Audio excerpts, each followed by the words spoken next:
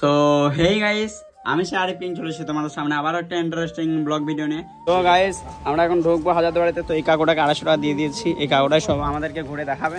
তো চলো গাইস, দেখা যাক, তোমরাও দেখতে থাকো। তো এখানে আমরা সিকিউরিটিকে টিকিট দিয়ে দিলাম, তোমরা দেখতেই পাচ্ছ। এই টিকিট আমাদেরকে রাখতে দিল, মানে হাজারদুয়ারি ঢোকার 6 জনের আমরা। তো চলো গাইস, ভিডিওটা লাস্ট পর্যন্ত দেখতে থাকো এন্ড তোমরাও জেনে নাও কি কি হয়েছিল এই দেশে। আমি প্রথমে গাইড করাকে বাবুদেরকে নিয়মটা বলি। প্রথমে ডান দিকে সাদা বড় বিল্ডিংটাকে বোঝাবো।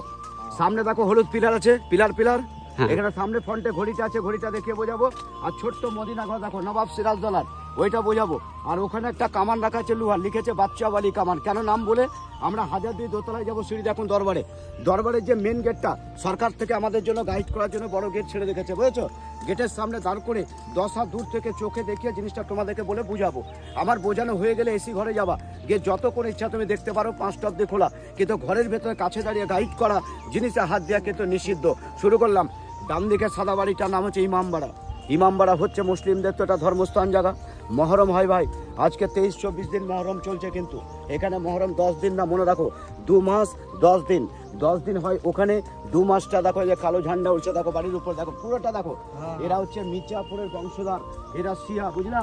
কেন সিরাজ আলাদা, এরা আলাদা। এরা পরাধীন, সিরাজ হচ্ছে স্বাধীন। এদের মারে বুক টুক গুলো কাটে হাই হোসেন হাই হাসান করে। মহরম মানে তো শোক। হ্যাঁ প্রতি বছর হ্যাঁ হচ্ছে তো বাড়িতে। ওদের তো বাড়িতে লাল কাপড় পরবে না, চুড়ি পুড়িয়া নাকে কানে কিছুই পরবে না। আর তুমি আমি তো পড়ছি। হ্যাঁ, তো এরা হচ্ছে শিয়া, বুঝতে পারছো না? তো এদের বংশধারা ওখানে গিয়ে চাকু ছুড়ো মারে। আর মহরম ছাড়া কবে খুলে জেনে রাখো, বৃহস্পতিবার। কালকে, আজকে বুধবার না, কালকে বৃহস্পতিবার। কালকে বিকেল 3টে থেকে নিয়ে সন্ধ্যা 6টা অব্দি খোলা থাকবে। আমাদের এখানে যারা হিন্দু মুসলমান আছে ভাই, যারা ধূপকাঠি মোমবাতি নিয়ে জ্বালাতে যায় তাদের জন্য অ্যালাউ। যদি কেউ বলে ডাইরেক্ট আমি ঘুরবো ইমামবাড়া, তাহলে কিন্তু অ্যালাউ নাই, বলবে হাজারদুয়ারি দেখুন। তাহলে বাড়িটাকে তৈরি করেছে কে? মির্জাপুরে 6 জেনারেশন ওই বাড়িটা তৈরি করে। ওই বাড়ির মালিকের নাম হচ্ছে নবাব নাজিম ফিরাদুন জা। তো না, এটা সামনে করতে হতো পাগলা, ক্যামেরাটা সামনে করতে হবে। হ্যাঁ, এইভাবে ধর, মুখটাই ঘুরিয়ে পিছন দিয়ে করা আছে, ঠিক আছে। নবাব ফিরাদুন জা যখন ইমামবাড়া বানায়, একে বানাতে বেশি সময় লাগে জেনে রাখো। 6 থেকে 7 মাসের মধ্যে পুরো বিল্ডিংটা তৈরি হয়েছে। 1857 মধ্যে খরচা করে, মানে গোল্ড। আমাদের পশ্চিমবাংলার মধ্যে সব থেকে বড় ইমামবাড়া তুমি মুর্শিদাবাদে দেখছো। কারণ টোটাল বিল্ডিংটা হচ্ছে 24 বিঘে, হাজারদুয়ারিটা 12 বিঘে জমিতে আছে, বুঝেছো? এখানে একটু স্টপ করে রাখো ওখানটায়। বাবু কামানটা দেখাতো, ঠিক আছে, কামানটা ছবি তুলে। সো গাইস, এটা হচ্ছে কামান। এই কামান একদিন আমিও মারামারি করেছিলাম, কিন্তু আমি পারিনি, হেরে গিয়েছিলাম।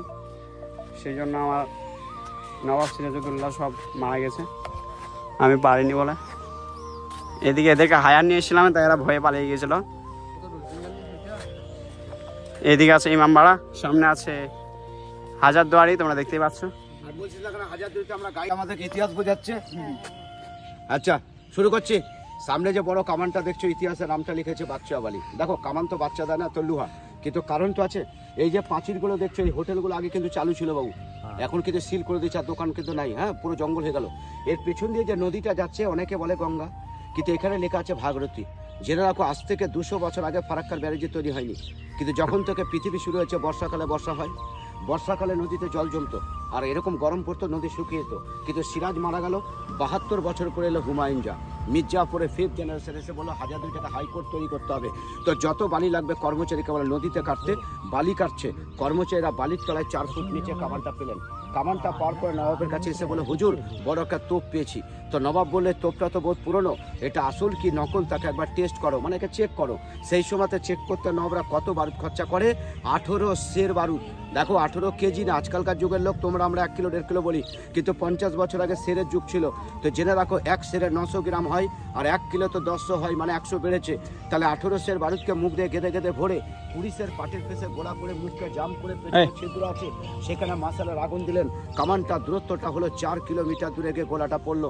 সেই গ্রামে যে 5 মাসে 6 মাসে যে গর্ভবতী মারা ছিলেন, তাদের আওয়াজে গর্ভপাত হয়ে যায়। শোনা যায় যে আগুন দিয়েছিল উনিও এখানে হার্ট ফেল করে মারা যায়। নবাবরা ভাই ভয় পেয়ে গেলেন, একে পেছন থেকে সিল করলেন, আর নাম দিয়ে গেল বাচ্চা বলি কামান। কেন আওয়াজে সব বাচ্চা মারা যায়। বাবু ঘড়িটা লাও।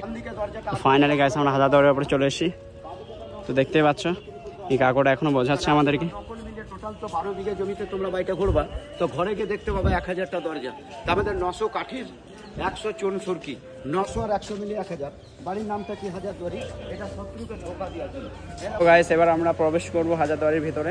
তো এখানে মোবাইল অ্যালাউ নেই, সেজন্য মোবাইলটা সুইচ অফ করতে হবে। তো চলো হাজারদুয়ারি থেকে বেরিয়ে আবার তোমাদের সাথে কথা হবে। তো গাইস তারপরে আমরা এখানে টিকিট দিয়ে দিয়েছিলাম হাজারদুয়ারিতে প্রবেশ করার।